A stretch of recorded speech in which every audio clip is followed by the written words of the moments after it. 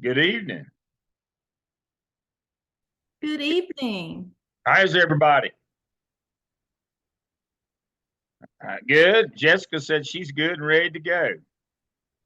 That's great. Kelly. Kelly don't look so excited. This is a good night. Y'all won't have to hear me talk much tonight. Tori said she's good. I will share my screen and we'll look at the weekly schedule. So we won't take up too much of Dr. Griffin Jordan's time tonight. Okay. All right. So we're at week 11. Going to do personnel, staff contracts. And you were to interview an administrator concerning HR and hiring practices and employee assistance. Next week, she'll be covering facilities. Then we'll have Easter break case study, and then I'll finish us up with financial management and sexual harassment. So that's where we are right now. We're at week 11. Let's talk about evidences right quick. You should be in the pretty heavily into the skip by now. Please remember that the skip has 2 prompts. I've been getting a few that only had covered prompt 1. Prompt 2 is looking at school leadership section from your teacher working conditions survey or your state survey in South Carolina. So don't forget it has 2 prompts. And then I want to say something about these 2 discussion boards. Y'all are doing great on these. The thing to remember on the first one is that, again, the due process for hiring is the same everywhere. The substantive due process, everybody's got to do the same things. What varies and will get you in trouble is the procedural. Every district does it differently in terms of who's responsible. There's about 10 things you have to do for hiring, but who does those 10 is the variation part. That's the procedural part, and you got to know what your role is in your district. Otherwise, you could drop the ball unintentionally. But again, the 10 things are the same for everybody. That's the substance of it. That's the substantive part of due process for hiring is the same for every district. The variation, again, is in the procedural, who does what, where, and when. And as I point out in my response to you folks, if you're in one of those small districts that doesn't do much and you have to do a lot as a principal, boy, it can be really time consuming and eat you up, but you can't shortcut the process because if something goes wrong, it comes back to you. And you know about when you violate federal law, that doesn't go well for you. And hiring is federal. All right, and then employee assistance. Somebody responded a while ago. One of the things that you need to know about all these things too is when an employee has been in some sort of trouble and they're going to employee assistance, the rules are different for what you can do or can't do with them during that time. You need to know that as well. I might have mentioned before, I had a drug addict, and because she was getting assistance to EA, I could not terminate her. And what that meant was for 8 months, I had to use a sub every day. I couldn't even hire a long-term sub. And that was a complete nightmare. I'm not trying to be unfeeling or hard or whatever, but I've got to have somebody in that room. And one of the things you've got to understand is employee assistance sometimes works against you. You got to know what the rules are in your district, or at least who you can call. All right, I'll stop my share and let Dr. Griffin Jordan get on with the real show tonight. And thank you all for being here. Okay, Dr. Lamb, you make it sound like I'm going to give away $1 million here, but okay, let's move on. It's gold. What you've got is gold. Okay, so let's see. I'm going to share my screen now. Okay, so this evening we're going to talk about managing our human resources, and this is something that we all need to know. We need to know the ins and outs, as Dr. Lamb indicated. This is something that, can make you or break you. This is, you have the substance, you have the procedural, you need to know what to do, when to do it. And some things vary by districts. So we're going to talk about that. Tonight's discussion will center around managing these human resources at your school or within your district. There are so many components in human resource management. I'm breaking them up into 4 sections, and I'm calling it the circle of life, but it's sort of like the circle of HR, human resource management life. So you're going to do several things, and you're going to do them over and over and over again. It's going to be a continuous cycle. You're going to hire. You're going to evaluate. You're definitely going to support because you want to keep your people. And you're going to recruit. So we're going to start with the hiring process. And as I go through, at the end of each slide, I'll pause for a minute because I would love for you to think about what you're doing in your districts or questions that you have, and feel free to share your stories, ask questions, get clarity, because it's a lot of information. So I'm going to try my best to answer as many questions going through, but if I don't, please feel free to just speak up, unmute, and let me know. All right, so I'm going to start with hiring. So someone leaves your school and you have a vacancy, you have an English vacancy. You have to contact HR to let them know that you have a vacancy. So whoever is leaving you will have to submit a resignation form. In our district, they turned it into me, I sign, and I submit it to my HR rep. And then I work with my HR rep to post that vacancy. So there's a lot of detailed information such as job requirements, your license, your salary information, start date, contact. Do you want to be the contact that's going to go in AppleTrack or whatever job site recruitment tool that you use? Or do you want it to be an assistant principal or the department chair? Whoever you want it to be, you will have to let HR know. So you and your HR representative will become, as a principal, will become very close. All right. There are going to be things that you're going to have to tell them, and then there are going to be other things that they will figure out on their side, like salary information. You're not going to tell them, I want this person to make 60,000 and this person to make 80,000. You don't deal with that information. You're going to deal with if it's a specific English position. So, will it be your AP English position, or do you just want to post English? So all those details you'll work out with your HR representative.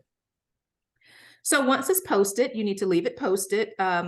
Typically it's 5 days posting. And again, it may be different by districts before you start interviewing. So you review the candidates to determine who you will select to interview. During the hiring process and just the HR process, the management process at your school, it's good to have a team. Don't do this alone. You will burn out really quickly. You need to have a solid team. In my school, it is my administrative team, the leader of my student support services, who's my lead counselor. She does all the scheduling, so she definitely needs to be a part of that. And then whatever subject we're interviewing for. So if it's the English, it will be my English department chair, my English team. All right, so once you're reviewing the candidates to determine who you're going to interview, you coordinate the interview schedule with your team. And I remember 3-3. So there's a minimum of 3 people that you will need to interview. That's just the basic protocol. Of course, since COVID, things are a little lax, but you try your best to maintain the status quo, which is a minimum of 3 people to choose to interview. And then once you interview, let's say you're finding 5 people to interview, then your top 3, you're going to call their references, because your top candidate might have offer references and you might have to go to the next one. So go ahead and either you or your AP or your department chair for that particular subject can kind of start sorting through your top candidates and looking at the statements and the comments that everyone made from your interviews. to decide which one you want to hire. Okay, so when you call the references, and this needs to be an administrator, you're going to ask 6 guiding questions. Typically, it's the relationship that you have with that applicant, their strengths, their areas of improvements. How do they work with your students? What relationships have they built with coworkers? Really important one, are you aware of any negative reports? Are you aware of any terminations? Any reason why they should not be working with children? And then, would you rehire? So that last one, would you rehire? If they say, oh, definitely, absolutely, without a doubt, okay. But if it's anything else, like, well, for one, if they say no, red flag. But if they say, well, they're qualified to work in our district, they would still be qualified to work in our district. They didn't answer your question. So sometimes people try to save face and they don't want to just say, no, I wouldn't rehire. So you're going to have to kind of read between the lines at times, because you do want to hire the best candidate ever. All right, once a candidate is selected, you're going to call to confirm that they are interested in the position. Once you've reviewed the references, you all have selected, call that candidate, let them know that you're interested in having them join your team, and that you will be recommending them for hire. Notice recommending is bold. As a principal, you do not hire. And please don't tell anyone, hey, we like you. You want to come work for us? You're hired. You don't hire. And you don't want to get in that sticky boat where something happens and then that person doesn't come on and they're like, well, they promised me a job. They told me I was hired. You do not hire. We're going to talk about who hires in a minute. All right. So then next it says notify HR and provide all the required documentation. So you're going to have to give your 3 references. You're going to have to notify HR that you've contacted the 3 references and any other information regarding that applicant. The 3 references, maybe even the notes from the interview, just depending on your district. Whatever they need, you need to make sure they get. All right, so this is general statute. To assist the local board in electing school personnel, it should be the duty of the superintendent to recommend and the Board of Education to elect all principals, teachers, and other school personnel in the administrative unit. So the superintendent is acting on your behalf as his principal, and he's going to recommend your candidate to the Board of Education for hire.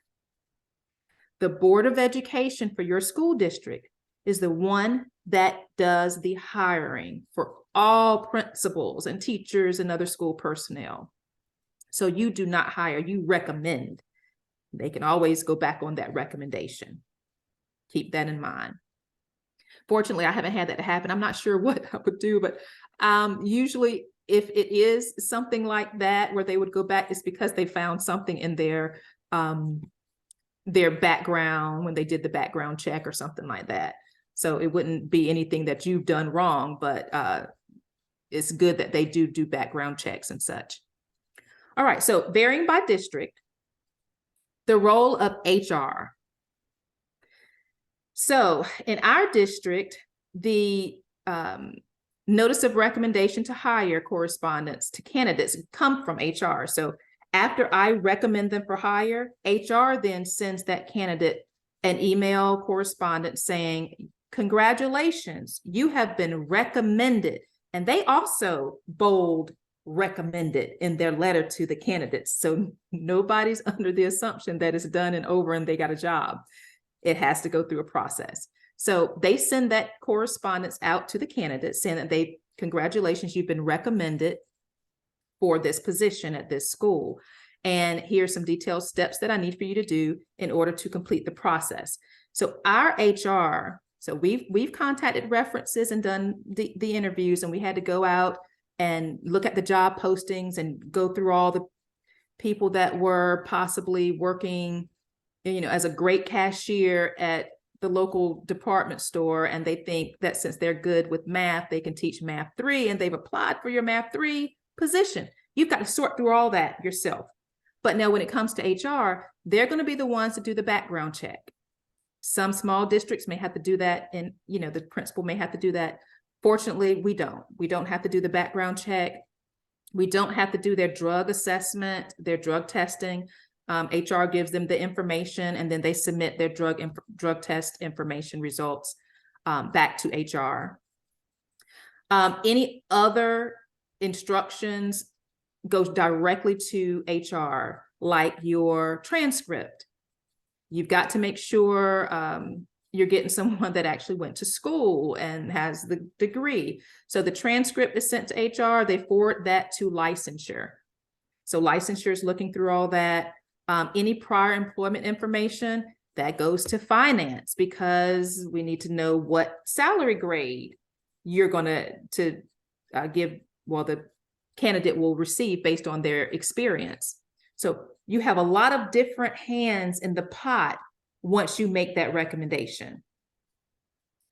So after everything, let's say everything goes good, drug test comes back A-OK, criminal background check clean, transcript shows that they actually went to college and they have experience that they said they did, and it goes to the board. The Board of Education usually meets once a month for their board meetings. However, I'm very fortunate. Our board meets, they have work sessions throughout the month, and they have other call meetings at times. But I'm fortunate that they don't wait to once per month to approve recommendations. They will go into closed session multiple times. I'm not sure how long this will last, but right here with this teacher crunch, they do tend to approve recommendations more than just once a month. So I really am very grateful that they do that. What I have learned, we had a vacancy at the very beginning of this past school year, and I had someone that I hired, and they were going through that process, licensure and everything, and waiting on the drug test and the background check to come back. And we were about to start school. HR allowed me to hire that person as a sub until everything cleared. So the person still came aboard instead of waiting 2 weeks and just sitting out, like sometimes it happens. They were able to start with us as a substitute, and then it rolled over once everything got cleared. So I'm not sure if that is something that you can do in your district. Is something to look into, because before this year, I didn't know that that was possible. But that is a good thing to be able to hire someone immediately as a sub. Okay, any questions about hiring? We're moving on to evaluation. I would like to say a couple things. Okay. And then we'll get to questions.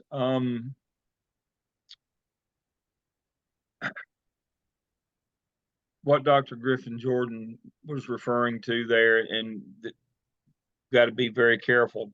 Districts that don't vet candidates before they send them to you, and then don't have you do it, and then vet them in the recommendation stage, that's where they can fall through on drug tests, background check, criminal check, and degree check.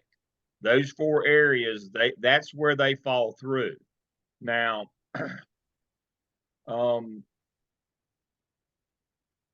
it used to be that it didn't cost that much, but now the cost has gotten so prohibitive to do those things. Many times districts will wait to do that after a recommendation comes. And I worked in 4 districts, and 2 I had to do it all, 2 I didn't have to do any. It's so much faster and easier if all that stuff's been done. But because of the expense, even the larger districts aren't doing the full vetting and background and drug until a recommendation comes. Now, it would make sense, but it's not legal to ask the candidate, are you going to be able to pass the drug test? Or are you going to be able to pass the background check?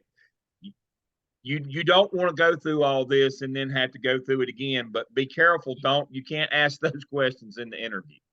I've had friends who tried to do that, who tried to shortcut the process. So because they knew that it was going to take that much longer and they might fall, and so, but those aren't questions that you can ask in the interview.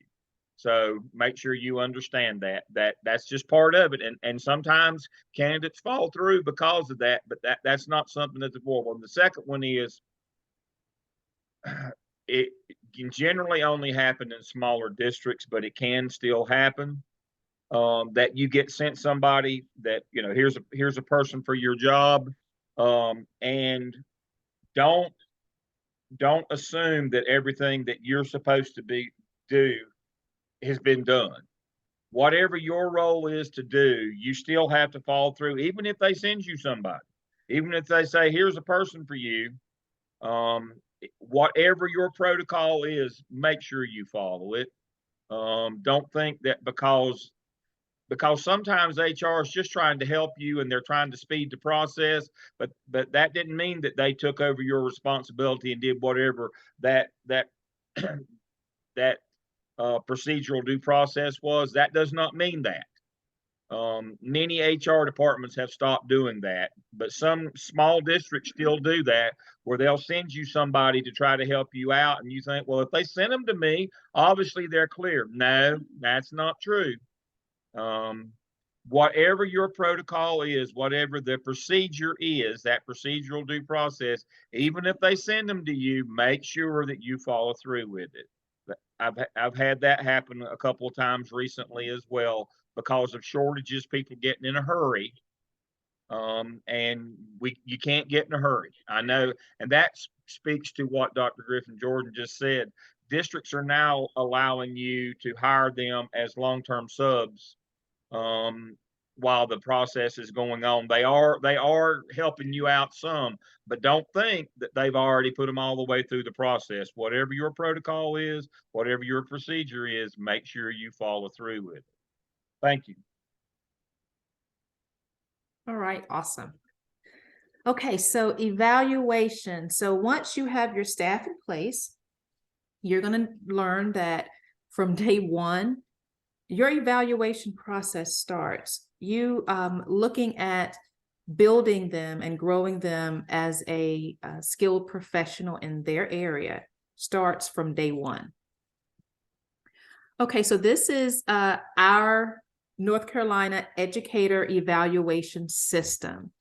We call it NECES. So when I'm talking with my teachers, I'll tell them, hey, go into NECES and look at your self-assessment.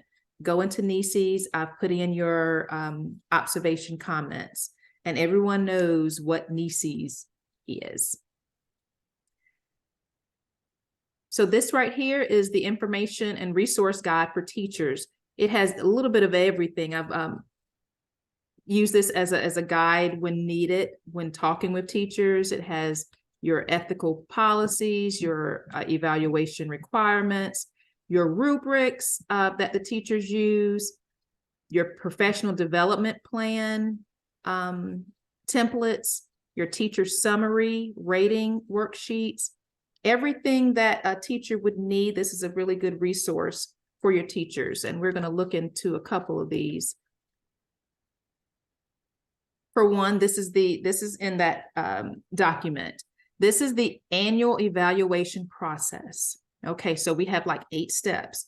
As I mentioned, starting day one, you're going to be evaluating the process of evaluation. So at the very beginning of your school year, you're going to have all of your staff members complete the training and orientation. So the training is your staff. We call it, we have a staff retreat at the beginning of the year, and that's when we get together, we bond, but we also go over the nuts and the bolts. We go over the expectations. We go over evaluation procedures. We go over the handbook, anything else that they need to know about being a member of our staff and then being a professional within their content area, we review. So that is considered their training.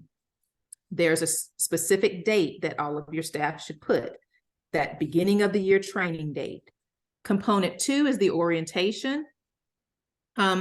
This is where you're going to go into, well, this training and orientation kind of go together, but this is where you're going to go into detail with the teachers talking about the evaluation process. So very specifically, whether they're comprehensive or standard, you'll talk with them about what it looks like, and maybe even give them the rubric and discuss what you're going to be looking for when you go into the classroom. So everybody kind of knows beforehand what to expect for that year. Component 3, this is the self-assessment. And I always look at the self-assessment. Teachers need to evaluate themselves at the beginning of the year. And then when you meet with them for their pre-observation conference, before that first observation, I always go over their self-assessment and find out what do they think their strengths and weaknesses are. And I also ask them to look through their ratings of themselves, look at an area where they rated themselves lower than the other areas. And I tell them to think about things that you can do this year to improve in that area. And then I always say, how can I help you? What can we do together to move you from, if you're proficient here, but you feel that you're accomplished in a lot of other areas, what can we do? What do you think it takes to move from proficient to accomplished? So we had those types of conversations. It also lets me know if a teacher marks straight distinguished all the way down. For one, if you read, and I read, if you read all of distinguished, that's like you're out of the school. You're like doing stuff for the district. You're presenting for the state, national conferences. You're doing like a lot of things. So if they're rating themselves distinguished, early on, okay, so I'm going to have to work with this teacher, this person to find out what they're doing and kind of bring them back down. Unless they might be worldwide. If they are, then you've got you a winner. But if not, you need to work with them. All right. So first observation, no matter who it is, you're going to have a pre-observation conference, because they're going to know when you're coming in their classroom for the very first observation. It will be a scheduled observation. So you will have your pre-conference, talk about maybe what they're going to be doing in the class for that lesson. And, you share your different ideas with them and let them know what you're going to be looking for. This is their chance to shine. They're planning for you to come in. It will be announced, it's called in NESIS. The other two or one observation will not be announced. They just need to be on their A game, because you could come in at any time. But the first one is definitely announced, and it has to have a pre-conference. The others, you don't have to have a pre-conference because it'll be unannounced, but you can if you wish to. Component 5, observations, and we just talked about going in for observations. So you have different types. Comprehensive, you have your standard, and you have your abbreviated observations. Renewal cycles are every 5 years. So even if you have an abbreviated observation that you're going into, which is a seasoned teacher, and you only have to look at standards 1 and 4 for your seasoned abbreviated teachers, in their renewal year, you're going to be looking at all of them. So for your renewal year, no matter how many years you've been teaching in that position, you're going to do the full evaluation for renewal. Standard 6, post-observation conference. You have to have a post-observation conference to talk about what you saw and what you didn't see. In your evaluation, it'll be good. They have an area for comments under each standard. It's good to have something to say for documentation under each standard. Even though you're going to talk with them, jot something down that you did see. You know, do the sandwich, something positive, maybe something that they can work on, and then end on a positive note. Component 7, summary evaluations. This is the conference that you're going to have at the end, and they're going to get their rating based on what you've seen during the year. So this is the summative conference. What I usually do is look at how they've grown from the beginning evaluation to the last evaluation, and then I will give them a summative evaluation. Component 8 is your PD plan. So this is, you have to do this for every single staff member, okay? This is your PD plan. So at the beginning of the year, when you're doing your, the teachers are doing their self-assessments and you're meeting with them for the pre-conference, you're gonna do a PD plan with them. Sometimes, depending on the school, all staff members may have one that's a school-wide PD plan, or you may have some schools that say each department needs to come together and have a professional development goal for your particular department. And then, of course, you're going to have them to look at what areas they want to get better in or grow in. And then they should have their own personal growth PD plan. So it just depends on what you as an administrator would like. So parts of the PD plan, mostly you're going to have individual growth plans, because that is what you have when you have proficient or better ratings. If you have an employee that has a developing for one of the standards, they may be on a monitored growth plan.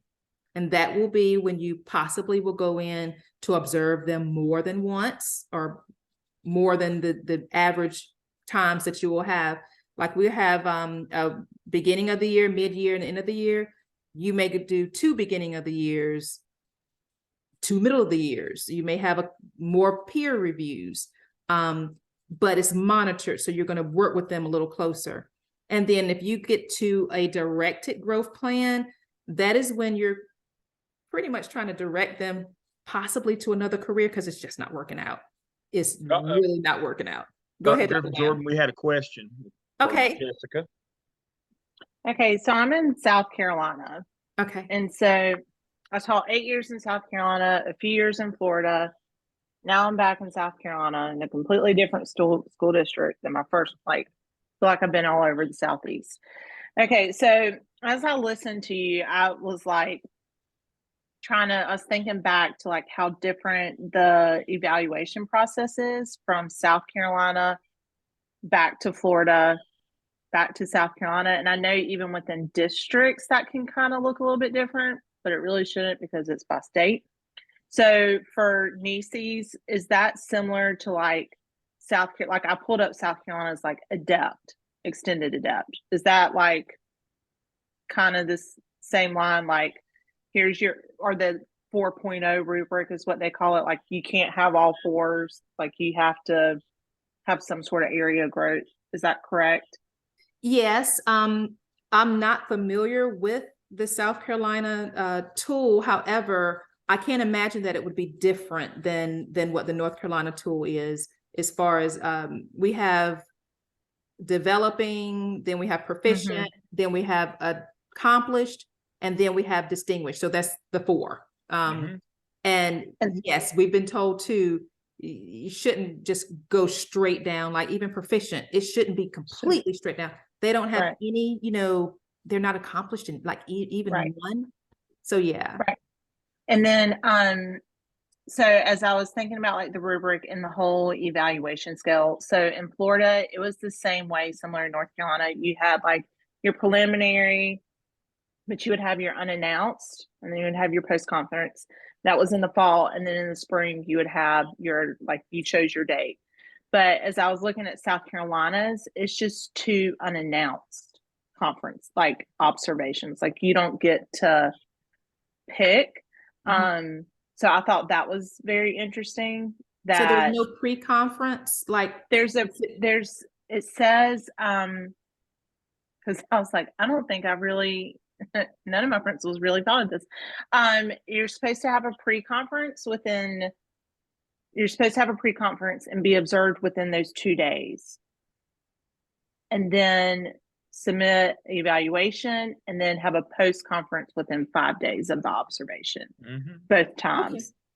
So, which was different because then when I went to Florida, it was very much like, I don't know, I guess that's probably why South Carolina is ranked where we're ranked, but that's another story. So I wanted to make sure I was kind of lining up y'all's evaluation tool with South Carolina's. Yes. And the post, you did mention the post observation conference. There is a set number of days. We have at the most 10 days. And that is extreme if you can't get there before the first couple of days, because the last thing you want is for a teacher to get a rating and you wait 10 days and they say, well, I don't think I did that. I don't remember doing that. Right. Don't remember. It needs to be where they can learn from your feedback. So as quickly as possible, but the most is 10 days. And I think you said that yours is 5 days. Yeah. And then, sorry, you may get to this, like you're slow in North Carolina, like South Carolina, we have our slow objectives and we have to go in. Is that same for North Carolina? Like student learning objectives in in South Carolina are what EVOS is in North Carolina. Okay. Got it. All right. It's all parallel, making sense now. Thank you. Yep. Just different names. It's the exact same stuff, but it's just different names. It's your value added. Now, let me say this. All the states through the Midwest and Southeast work off of the MELS system. MELS, that's Robert Marzano created that group out in the Midwest, and all of the evaluation systems, except for kind of some extreme corners of the United States, work off of Marzano's model of teacher evaluation. We actually used to call it MELS, but everybody has adapted it to their particular state. North Carolina is still closer to, and Florida are still closer to the absolute standard of MELS. South Carolina has modified theirs where they've dropped some of the pieces. And I'll tell you why they dropped some of the pieces in South Carolina is because they cut so many assistant principal jobs. And they couldn't do all those formals. They didn't have enough people to divide up and go out and do all those formal observations. So they cut back some of the formals, not because they didn't think it was good, but you're right. You are where you are who you are because of, so what they decided is we will take that money from assistant principals and we'll put that in teacher salaries so that they will be higher than North Carolina. And they are. But in order to do that, they had to cut a lot of AP positions. So as you know, if you work in South Carolina, it's not like North Carolina where every school has an assistant principal and middle schools have 3 and high schools have 4 in North Carolina, sometimes 5 or 6. South Carolina, a lot of elementaries don't have any. A lot of middle schools just have 1. Well, they cut those positions to shift the money to teacher salaries, but something had to give, and it was formal observations through their system. But what they claimed is because we can pay more, we can recruit and hire and retain higher quality teachers from other states. So we won't need evaluation as much. That's the argument. Now, whether or not that's true, that's kind of like checks in the mail and I'll still respect you in the morning. I'm not sure about that, but that's their argument, that we can pay enough to get better teachers and we won't have to evaluate them more. Now they get more teachers. They do out recruit people, but now whether they're better or not, that's up for debate. But that's kind of a long-winded explanation of that. Now, in the scale here, one of the things that Dr. Griffin Jordan mentioned was the sandwich method. Now, full disclosure, I am not a proponent of the sandwich method at all. And I'll tell you why. that's one of those methods where I worked in schools that had a lot of developing folks, you know, lateral entries, just people, like she said, that worked in the department store. One of the things that you risk, if you've got good people who are trained educators, and then it's a great system, the sandwich method, where you say something good, then you say something, you got to work on, then something good again. But when you're dealing with people who are at that emerging, developing area, that they need to, you got to be more direct with them. We got to get this fixed, or I can't keep you. There's got to be a sense of urgency, because what happens is if they're below proficient, you may not be able to keep them, and so you've got to be much more urgent with them. I'm not saying don't use it at all, but you've got to understand that when you get people who are not traditionally trained, that haven't come through education preparation systems or programs, they don't really understand the urgency of, we got to get you up to this standard quickly, or I won't be able to continue to employ you. I don't care that there's nobody to replace you. For some reason, people who haven't come through the traditional training think, well, they won't let me go because they need people. That's not the way the evaluation system works, unfortunately. The way the system works is we'd rather have nobody than a bad body. Now, I won't debate that with you either, but unfortunately, that's the way the McReal system works. And when that's been adopted in your states, you got to understand that you've got to have those critical conversations with those low performers, and they've got to hear the truth. You can't hide it from them. You can't sandwich it where when they walk away, all they heard was the good stuff. When they're down there in that danger zone, as I call it, you got to have those critical conversations, and we can't be just talking about the good stuff. We got to have those very critical conversations. But now, when you're talking about teachers that are proficient and above, that's exactly what you would do with them, because you want to give them that attaboy, that pat on the back. But unfortunately, as we continue to hire lateral entries, what we call residency teachers, all these people that have not been through programs and don't understand evaluation, I worry that they won't get the message and they won't sense the urgency of improvement. And then you're starting this process all over again with hiring. You won't ever get to 3 and 4. You're back to hiring again if you're not very careful. That's the danger you run if you don't have those critical conversations with your low performing teachers. Thank you. I totally agree.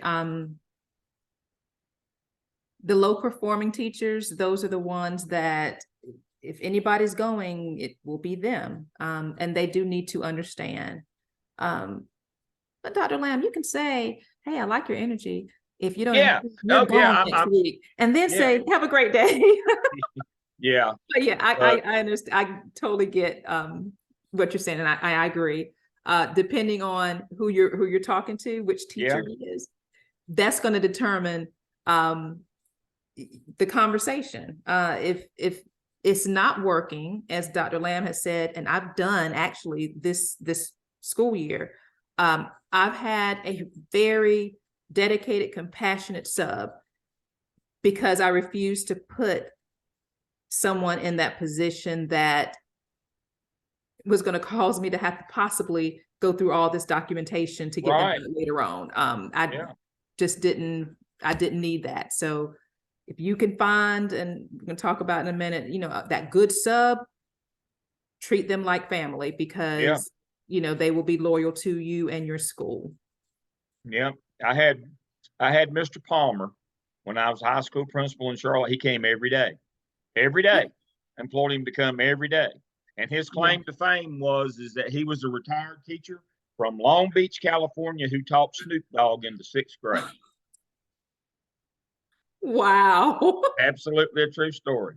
Roger Palmer had Mr. Palmer.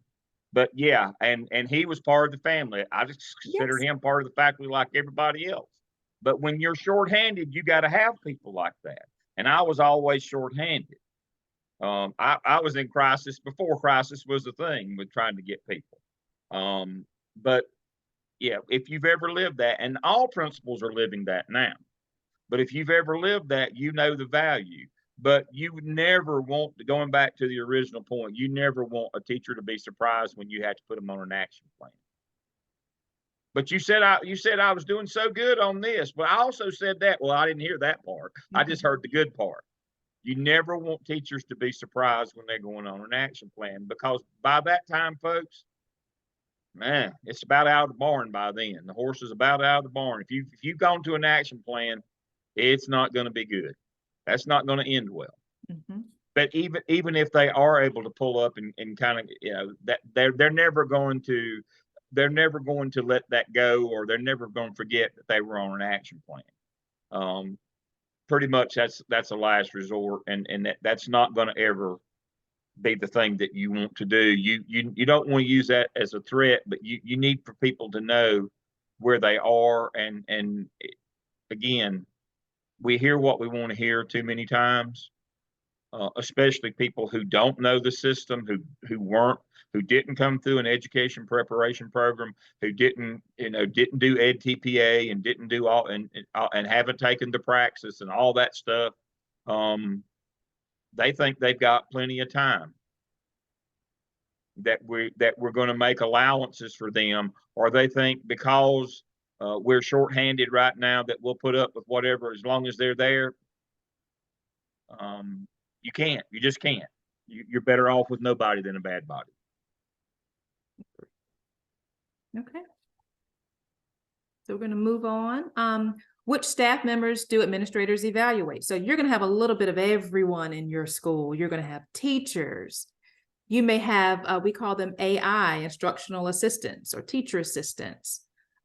School media coordinators. You may have tech facilitators, school psychologists, social workers, counselors, speech and language pathologists. You may, depending on the district, evaluate each of these. In my district, our school psychologists and speech and language pathologists are district wide. They are employed through the district, and they are assigned to schools. So I'm not their supervisor, so to say. The district, at the district level, they are evaluated. But everyone else, from counselors, social workers, the media specialists, if you have TAs or instructional facilitators and teachers, you evaluate them. See these on the side, you see 5, number 1 through 5 in green. These are your typical standards. And if you notice, no matter what position you're in, it's similar. So standard 1 is your leadership ability, your ability to demonstrate leadership across the board. 2, are you building a good rapport with your staff? How are you impacting the learning environment? Is it a conducive learning environment in your classroom? And that is very important with SEL at this point. 3, do you know what you're doing? Plain and simple. Do you know your content? Do you know what you're teaching? Do you know the curriculum? That's 3. Standard 4 is, how are you facilitating learning within your school, within your subject? How are you promoting learning for students? And 5 is, are you reflecting on your practice? There's room for everyone to improve, all of us. So how are you engaged in reflective practices? And then we have standard 6, which is, we call the school accountability standard. So this is where we mentioned earlier, EVOS. There is a teacher rating for the 6th standard, but it's school-based. It's determined by a student's growth value, is calculated by the statewide growth model for educator effectiveness. And State Board of Education has approved EVOS, or Education Value Added Assessment System, to measure the impact of a teacher on student learning. And this is where growth is determined by a student's predictive scores based on their past performance and what they actually score. So this is where your schools get their grade as far as meeting expected growth, not meeting expected growth, or exceeding expected growth. So these are your growth values. And with each school, this is determined by your EOCs or your EOGs, depending on what school level you're on. I stress to my teachers that this affects the school because the school will be the City of Medicine Academy and we exceed growth. And I want to continue to exceed growth, but it needs to be a school effort. If you are teaching world history, there is a lot of literacy and reading in history. How are you helping and supporting that English 2 EOC? What are you doing in your class? Are you meeting and cross collaborating with the English PLCs?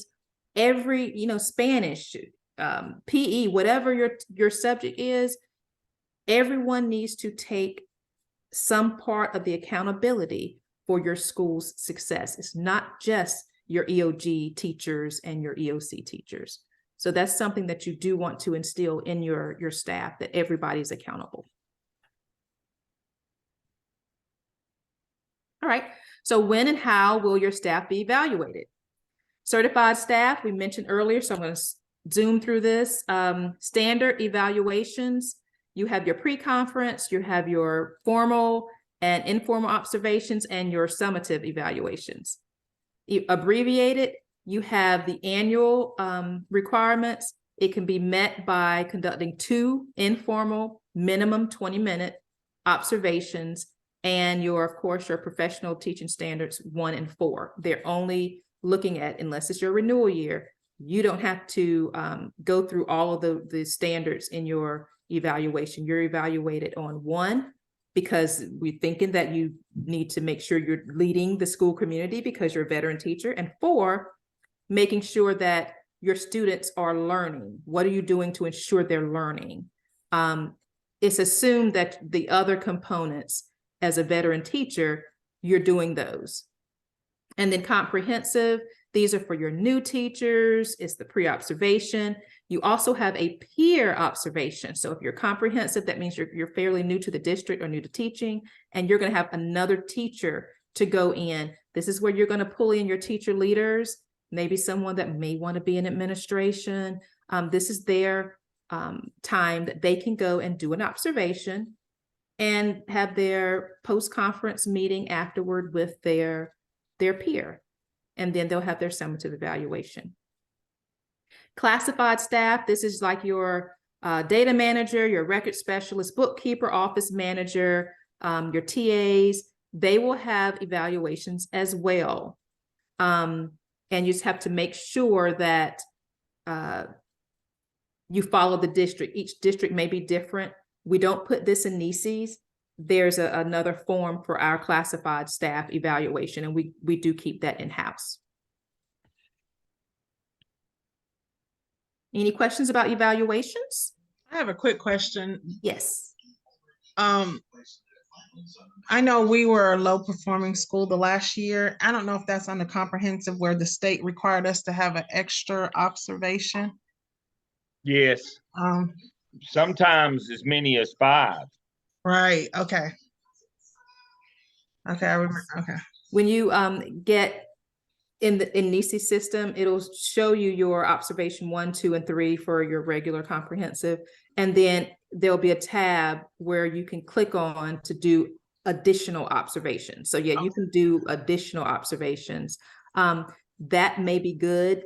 For instance, if you're the principal, you know what you're seeing, what you want to see, and how you want to guide a teacher, and maybe an assistant principal did one of the observations, you may want to go back and do another one. And then, if you do have to do that, it would be great to have the assistant principal sit in as well on the post-conference so that they can continue to learn. But yes, definitely do additional observations if needed. On low performing schools, there is no expedited. Everybody gets the same as beginning teachers. You get the full Monty. So that means for some Okay. folks, that could be additional 5. Everybody, it means at least 2 more. So for low performance schools, look at the NESIS manual, which is under week 10 in our class shell. I put that in chat earlier. What the beginning teacher has to go through, everybody has to do that.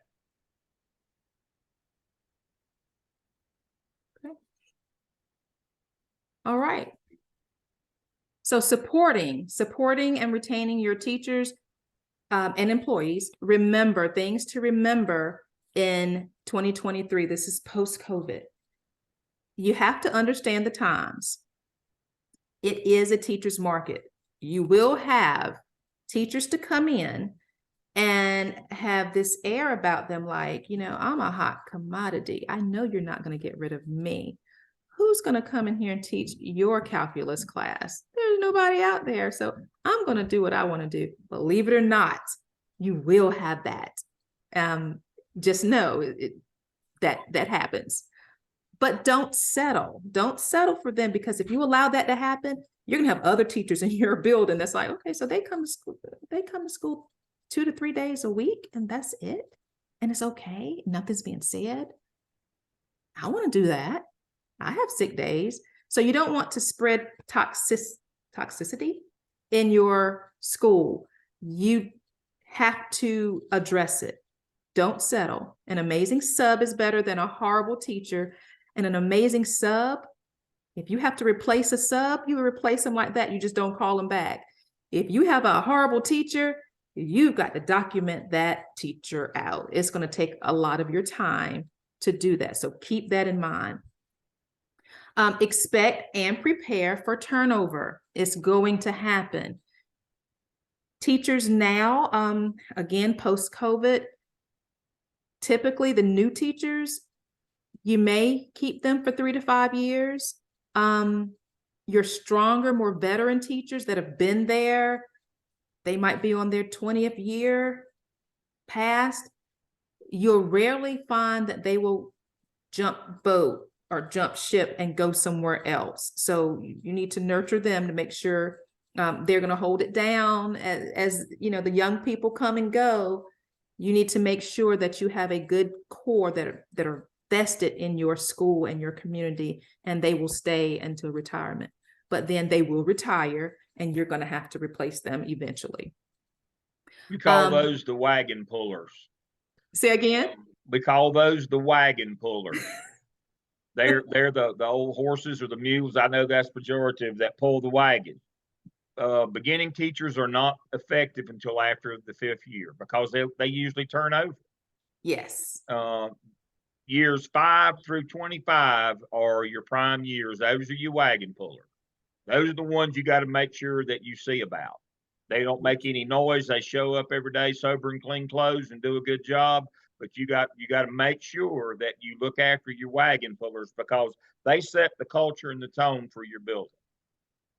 Exactly. In many ways, they're more important than the leadership in terms of inducting new folks, in terms of they set the example for them. So you can't forget your wagon pullers. I'm glad you brought that up. That is, and you're exactly right. First 3 years, most of them are trying to find the building on a regular basis, and they're not very good. And about 5 years before teachers begin to be cost efficient in terms they're really worth what you pay them, it takes about 5 years. And you can spend 90% of your energy on them and neglect your wagon pullers, and that does not go well. I know that they need more support. The babies need more support. They got to have more observations and all that, but you cannot forget your wagon pullers. If you do, you'll be in a constant state of beginners.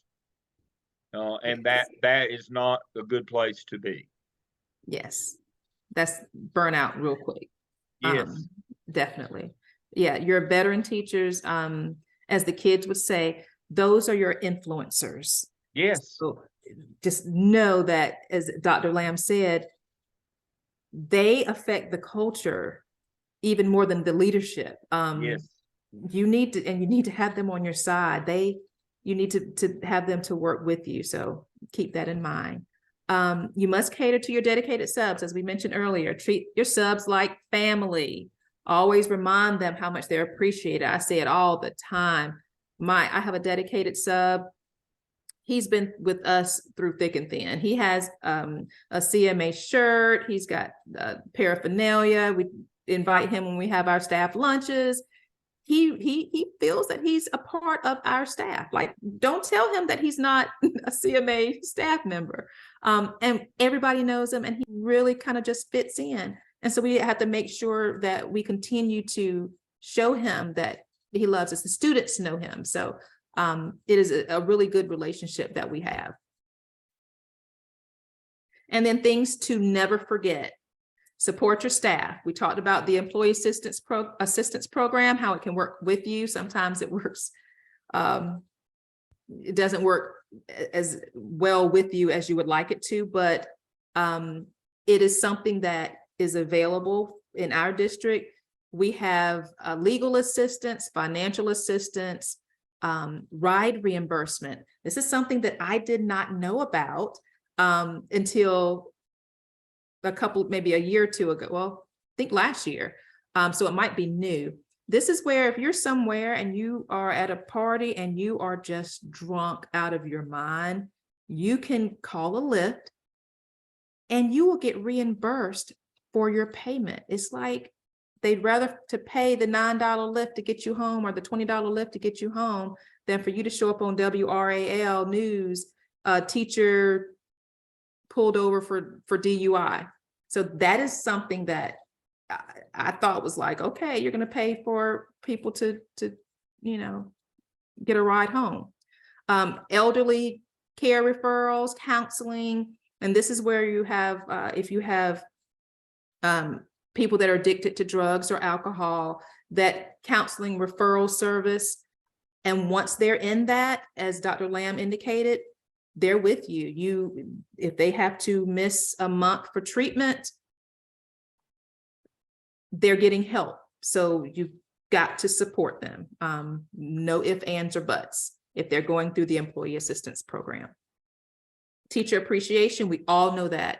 Weekly shout outs, put little random notes in the boxes.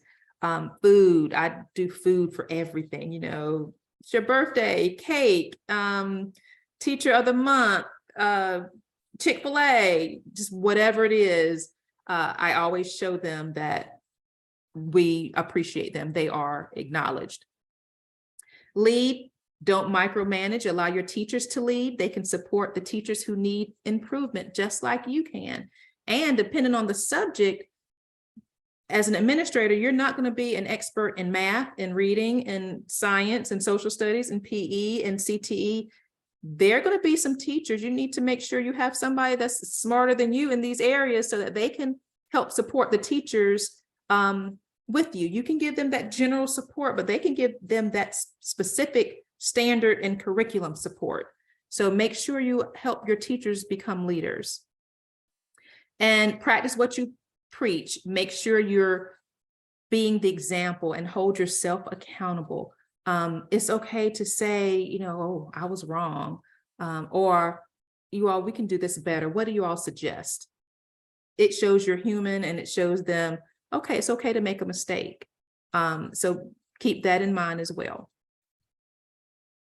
All right. Last topic is recruitment and promoting your school. Recruitment, even if you don't have vacancies, get into the habit of using social media, swag, your paraphernalia, school improvement plan, your job recruiting fairs, your students, use your students and your teachers and your parents to help promote your school all during the school year. Make sure your community knows who you are and what your school stands for. Always anticipate vacancies. It's great to have an ace in your back pocket. If you have teachers who can teach multiple subjects, that's amazing. If you have a social studies / English certified or a math / science certified, grab them up, grab them quickly. Make sure you have your subs on calls. Teachers from other schools, if you can kind of be like, well, yeah, we might have a a vacancy next year, let them know that you will be calling on them. So if you have, there are a couple of aces I have in my back pocket, and they're like, well, when you get a vacancy, you let me know. And every now and then, every blue moon, I'll just send a quick email. Hey, just thinking about you. Hope everything's going well with your year. That's it. Just so you stay in their mind. That is always good to have in times like this. And then when a teacher leaves your school, so we're going to go full circle back now to hiring. When a teacher leaves your school, they leave resignations. They may retire, they may change careers, they may change within the district. There's always a resignation form that you should have to sign and submit. There's a 30 to 45 day hold depending on your district. And usually there's an exit survey that person will complete about their experience. The 30-day hold, that is like when you're saying, I'm leaving this school. Okay, so this is April 1st, then May 1st, that will be your end date. If they say I'm going to leave tomorrow, that could be bad for them. If you choose to, or if your district choose to, they could actually hold them and hold their license if they decide that they're going to just not show up to work. And that would be bad for them if they're considering continuing in education, because their license would be held for a period of time. Transfers, that's another reason to leave schools, or another exit out of schools. We are actually going through our transfer process as we speak. It ends this Friday.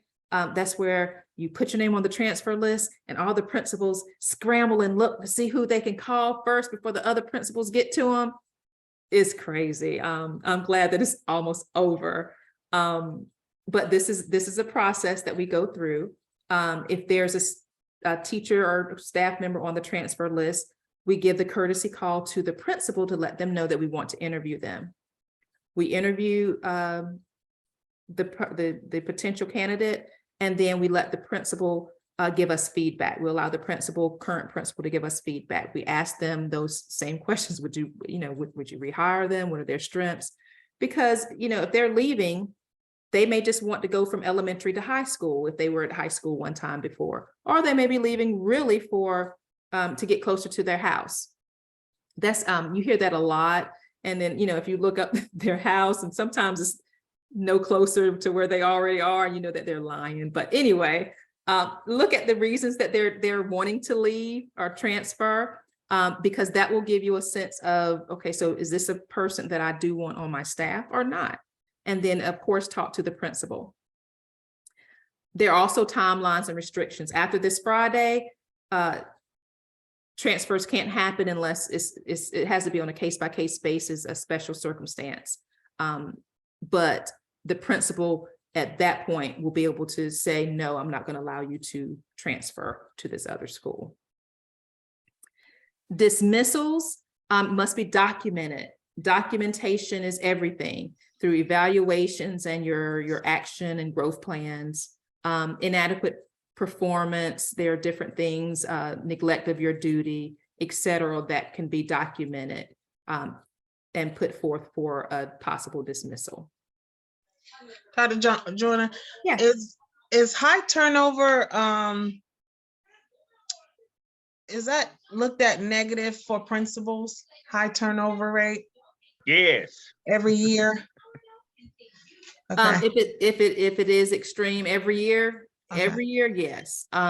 There are times like now with COVID, everybody's aware of the teacher shortage. It is what it is.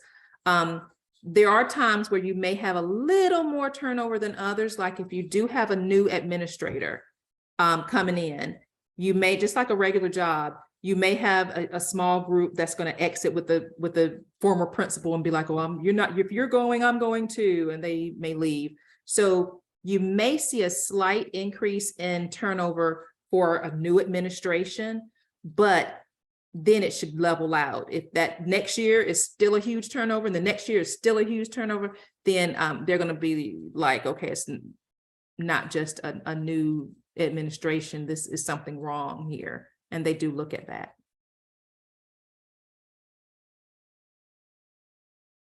Okay, and then we're back to hiring. So once you get your resignations, you have to go through the hiring process. So that is the circle, the full circle of human resource management life.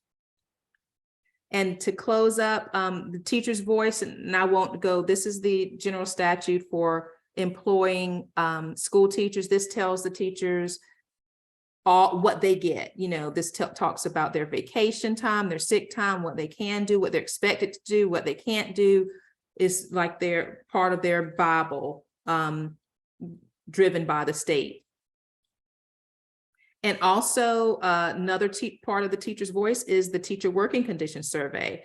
And as you see down there, there are several standards, and each of the standards talks about their experience as a teacher in the district and at that school. And the teacher working condition survey comes out once every other year. My district, on those off years, we have one that is very similar to the North Carolina teacher working condition. So every single year in March, April, our teachers are able to rate their experiences for us to have continuous feedback and work on our areas that need improvement. And final thoughts, a couple of quotes. Great vision without great people is irrelevant. I love that. You can have the best vision ever. If you don't have a good staff, a good team to help you implement it, it doesn't even matter. Nobody will ever know the great vision. So try to get good people on your team. And we can never fall short when it comes to recruiting, hiring, maintaining, and growing your workforce. It is the employees who make our organization's success a reality. And that is it. All right, questions, comments? That was great. Your PowerPoint, if you will send it to me, I'll upload it under week 10. Make sure that you look under week 10. I'll share my screen quickly. Under week 10, see if it's going to come back and focus here. Here we go. Under week 10, we've got interview questions, teacher evaluation manual that Dr. Griffin Jordan showed us, EVOS Standard 6. Again, that's SLOs in South Carolina. The principal evaluation manual, how you will be evaluated. The EVOS lesson plan that I used was 602. What's important about it is looking at the growth plan in terms of the dates of when you've got to do action plans. You don't want to, but you've got to build your overall staff professional growth plan that y'all did in the APTEL last semester. You've got to gear it toward making sure you hit those dates in case you do have to do action plan. You can't have a professional growth plan that waits till May to tell people, they got to know mid-year in January if they're on an action plan. You can't spring it on people last minute. The dates are kind of in that professional growth plan that I've got. I call mine MTSS for teachers, but it's just the growth plan like y'all did. But the legal dates are in it as well. So that's it, and we'll add her presentation tonight. I'd like to thank all of you for joining us as always. Again, your work's great. I enjoy reading your work. Good to see everybody again this week. Again, Dr. Griffin Jordan, thank you for being our resident expert. That was wonderful tonight. Dr. Lamb, sorry, I have a quick question. Oh, that's fine. Sorry. Everybody else can know this is South Carolina praxis question. Okay, so I don't know who else is in here, South Carolina praxis. I know we have to take it. I would